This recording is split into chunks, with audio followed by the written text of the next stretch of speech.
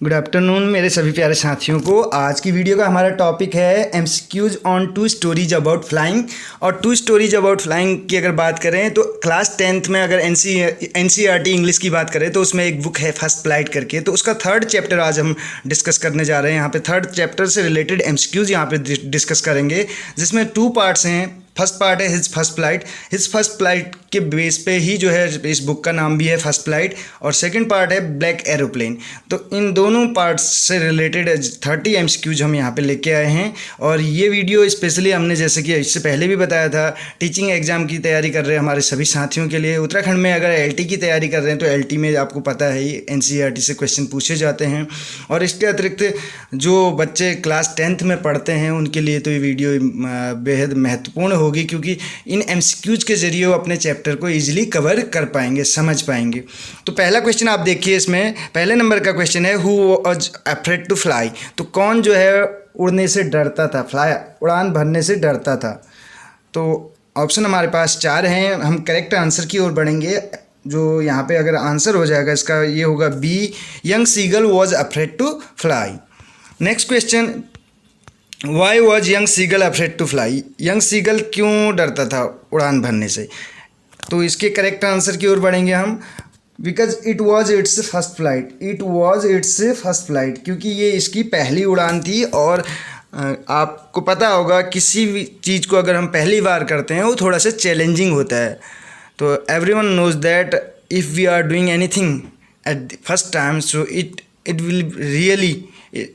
Will be really challenging for us. हमारे लिए चुनौती भरा होगा पहली बार अगर हम किसी भी चीज़ को कर रहे हैं। तो ऐसे ही यंग सीगल जो था उसके लिए भी पहली बार अपनी उड़ान भरना जो था क्या था, थोड़ा सा टफ था, चैलेंजिंग था। जैसे एक ह्यूमन बेबी का एग्जांपल इस चैप्टर में दिया हुआ है। ह्यूमन बेबी भी जब पहली बार चलना स्टार्ट करता है तो उसके जो स्टेप्स हैं वो लड़खड़ाते हैं कदम। तो नेक्स्ट क्वेश्चन की ओर बढ़ेंगे। आप भी अपना स्कोर बता सकते हैं। The young seagull was left alone because. जो यंग सीगल था वो अकेला रह गया था, क्यों, किस कारण। क्योंकि उसके माता पिता, उसके पेरेंट्स, उसके ब्रदर सिस्टर उसको छोड़ के चले गए थे। क्योंकि उसके ब्रदर और सिस्टर की बात करें तो वो उड़ना सीख चुके थे, लेकिन यंग सीगल जो था वो डर रहा था कहीं ना कहीं अपनी पहली उड़ान भरने से। तो इसमें अगर इसके आंसर की बात करें क्यों अकेला रह गया था, ऑप्शन हो जाएगा because he was afraid to fly. D option correct हो जाएगा। नेक्स्ट क्वेश्चन की ओर बढ़ेंगे। Who made seagull fly, what made seagull fly. तो सीगल को जो है, यंग सीगल की बात चल रही है, तो कौन सी चीज़ है जो उड़ान भरने के लिए मजबूर करती है या उसको उड़ान भरना जिसने सिखाया। तो ये थी उसकी हंगर, उसकी भूख। उसको भूख लग चुकी थी क्योंकि वो 24 घंटे से उसने कुछ भी नहीं खाया था, ना खाया था ना पिया था। इसमें 5th नंबर का क्वेश्चन है for how long seagull was alone. तो सीगल कितने देर के लिए, कितने समय के लिए अकेला रहा। तो यहाँ पर अगर आंसर की बात करें तो सी ऑप्शन हो जाएगा 24 आवर्स, यानी कि 1 डे, एक दिन के लिए। Why pilot called it a black aeroplane. Pilot इसे ब्लैक एरोप्लेन क्यों कहता है। अगर दूसरे वाले की बात करें, ब्लैक एरोप्लेन करके जो हमारे पास यहाँ पे पार्ट है, तो क्यों इसको ब्लैक एरोप्लेन कहते हैं। Because of no lights on wings. इसके विंग्स पे कोई भी लाइट नहीं थी, इसके पंखों में लाइट नहीं थी कहने का मतलब, इसलिए इसको ब्लैक एरोप्लेन कहता है। Y was the aeroplane twisting in the air. तो हवा में क्यों ट्विस्ट कर रहा था एरोप्लेन, ये बताना है हमें। क्योंकि उस दिन क्या था, बहुत ज़्यादा वो रात जो बात करें तो स्टॉर्मी नाइट थी। यहाँ पे बी ऑप्शन करेक्ट हो जाएगा, as it was a stormy night. यहाँ पे आप देख सकते हैं इसका पोर्शन यहाँ पे है बचा हुआ, क्योंकि ये स्टॉर्मी नाइट थी, तूफान आया हुआ था, क्लाउड्स थे, बादल लगे हुए थे, तो इसलिए ट्विस्ट कर रहा था हवा में जो एरोप्लेन था। What was the purpose behind calling Paris control. तो क्या पर्पस रहा कॉल करने का या जो है पेरिस कंट्रोल रूम में। तो उसका रीज़न यहाँ पे पूछा जा रहा है, to know the direction of the route. जो रूट है उसकी डायरेक्शन जानने के लिए, क्योंकि जो कंपास था वो ख़राब हो चुका था, काम नहीं कर रहा था। Why was the seagull exhausted. जो सीगल था वो क्यों थक गया था, क्यों थका हुआ था। तो यहाँ पे ऑप्शन हमारे पास हैं due to running fast, due to strange exercise, due to crying, और नन ऑफ दी अबव। तो बी ऑप्शन करेक्ट हो जाएगा। Due to strange exercise young seagull was exhausted. Next question, question number 10 है, what was seagull afraid of. तो seagull किस चीज़ से afraid था? फ्लाइंग से। सी ऑप्शन करेक्ट हो जाएगा। नेक्स्ट क्वेश्चन की ओर बढ़ेंगे, who give young seagull a piece of fish. तो पीस ऑफ फिश किसने दिया उसको, यंग सीगल को? तो यहाँ पे आंसर हो जाएगा mother seagull. The pilot was not able to, जो पायलट था वो नहीं देख सकता था। Was not able to see anything, क्योंकि क्लाउड्स थे, बादल थे, इतने घने बादल थे कि उसमें कुछ दिखाई नहीं दे रहा था। एक तो तूफान था, स्टॉर्मी नाइट थी उसकी अगर बात करें तो क्लाउड्स अलग से थे, तो कुछ उसको दिखाई नहीं दे रहा था पायलट को। Why didn't the pilot turn the aeroplane back towards Paris. जो पायलट था उसने एरोप्लेन को बैक क्यों नहीं किया पेरिस की ओर? जब अगर मौसम ख़राब था तो वो वापस क्यों नहीं आया? तो आंसर इसमें अगर बात करें, because he did not want to miss the breakfast. तो ब्रेकफास्ट मिस नहीं करना चाहते थे। Next, which of the pilots instrument stopped working first. तो कौन सा जो इंस्ट्रूमेंट है पायलट का, यानी कि जो एरोप्लेन में बात करें तो वर्किंग उसने करना बंद कर दिया था, तो काम करना उसने बंद कर दिया था, वो था कंपास। दिक् सूचक यंत्र बोलते हैं इसको। डायरेक्शन इससे फाइंड की जाती है। सर्वे में भी काम आता है। पहले जब डायरेक्शन नॉर्थ डायरेक्शन, जब जो सर्वेयर वाले जिन्होंने कभी सर्वे किया होगा तो उनको पता होगा इसके बारे में, तो डायरेक्शन इससे फाइंड की जाती है। What food did the seagulls mother get for it. तो कौन सा खाना, क्या खाना, यानी कि क्या भोजन जो यंग सीगल की मदर थी वो उसके लिए लेके आई थी? तो फिश लेके आई थी। बी ऑप्शन करेक्ट हो जाएगा। 16 नंबर का क्वेश्चन है, what was the pilot not sorry about. तो पायलट किस चीज़ के लिए सॉरी, यानी पायलट को खेद नहीं था, दुख नहीं था। किस चीज़ का दुख नहीं था या खेद नहीं था? Risking the lives of passenger या driving the plane into stop. तो यहाँ पर अगर करेक्ट आंसर की बात करें, बी ऑप्शन हो जाएगा। प्लेन को जो है, प्लेन की स्पेलिंग यहाँ पे गलत है, PLANE होगी, क्योंकि ये एरोप्लेन की बात चल रही है। ये प्लेन होता है समतल, जो यहाँ पे स्पेलिंग लिखी है। तो प्लेन को वो स्टॉप में ले जाने के लिए उसको किसी भी प्रकार का दुख नहीं था। वो कहता है I will take the risk लूँगा करके, क्योंकि अपनी फैमिली से और जो ब्रेकफास्ट है उसको मिस नहीं करना चाहता था। नेक्स्ट देखिए, what risk did the pilot take. तो कौन सा रिस्क पायलट ने लिया, यहाँ पे पूछा जा रहा है। डी ऑप्शन करेक्ट हो जाएगा। Flying his old Dakota straight into the storm. Which control station did he contact on his way. अपने रास्ते में जब उसको कुछ दिखाई नहीं दे रहा था, जब कंपास भी काम नहीं कर रहा था, तो कौन से कंट्रोल रूम में उसने कांटेक्ट किया? तो ऑप्शन नंबर 1 हो जाएगा, ए ऑप्शन, पेरिस।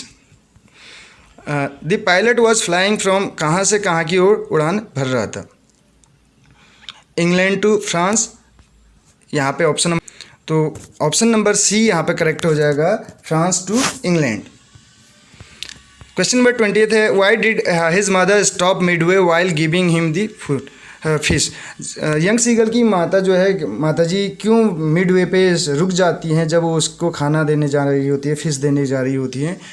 तो इसका जो करेक्ट आंसर हो जाएगा वो हो जाएगा B, to push him to fly out of hunger. क्योंकि वो चाहती थी कि वो उड़ने की कोशिश करे, क्योंकि उसको भूख लगी थी। तो भूख में कहीं ना कहीं वो ये चीज़ भूल जाएगा, डर को भूल जाएगा, क्योंकि उसको इतनी भूख लगी हुई थी। अंततः होता भी ऐसी है, जब उसको भूख लग जाती है तो भूख पे कंट्रोल नहीं कर पाता है, तो उड़ने लगता है। और जैसे ही उड़ने लगता है तो वो पाता है कि वो उड़ सकता है करके।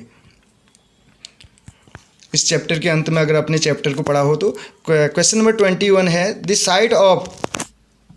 तो ऑप्शन नंबर यहाँ पर सी करेक्ट हो जाएगा, फूड मैडन्ड हिम। तो जो दृश्य था खाने का, भोजन का, उसने उसको पागल कर दिया था। किसको? यंग सीगल को, क्योंकि वो बहुत ज़्यादा भूखा प्यासा था। उसके पेरेंट्स ने उसको इसीलिए छोड़ा था।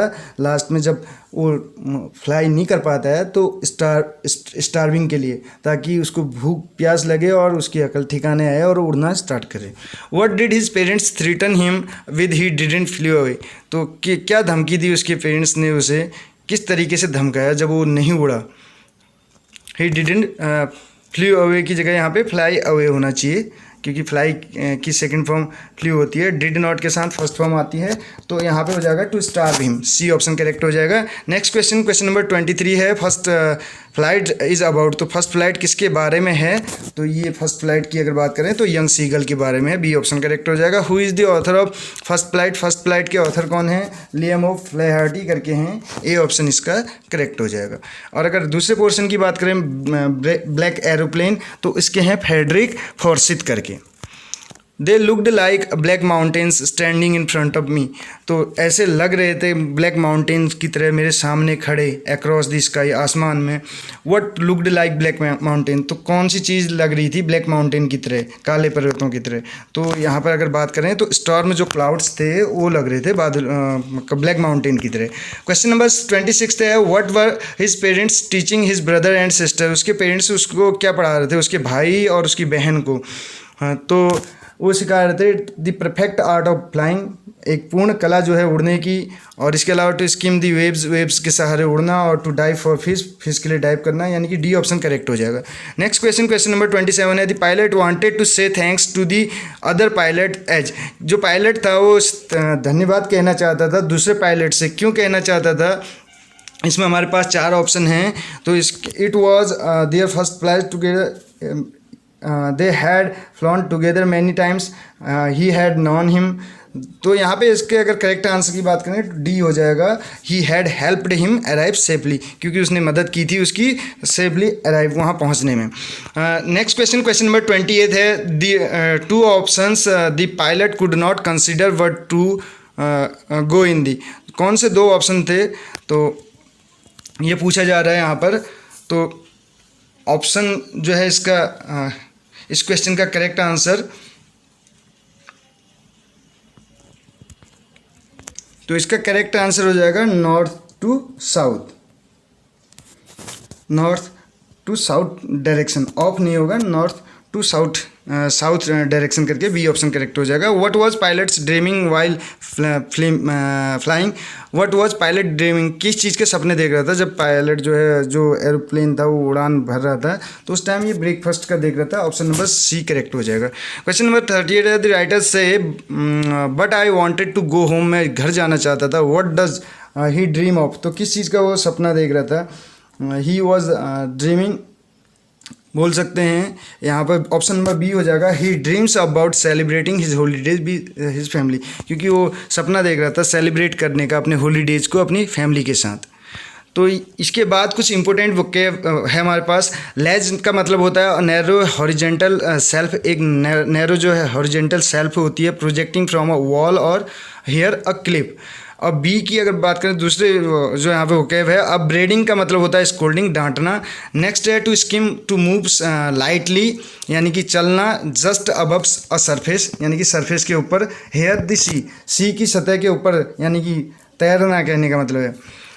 हेरिंग का मतलब होता है a soft finned fish, sea fish, समुद्री एक मछली। प्रीनिंग का मतलब होता है मेकिंग एन एफर्ट, प्रयास करना, टू मेंटेन फेदर्स, फेदर्स को बनाए रखने का, यानी कि फेदर्स मेंटेन रखे, पंखे जो हैं। टू वेट का मतलब होता है टू शार्पन, किसी चीज़ को तेज करना। डेरिसिवली होता है इन अ मैनर शोइंग समवन, किसी को दिखाना, दैट सी ही और सी इज़ स्टूपिड, की वो क्या है, मूर्ख है करके।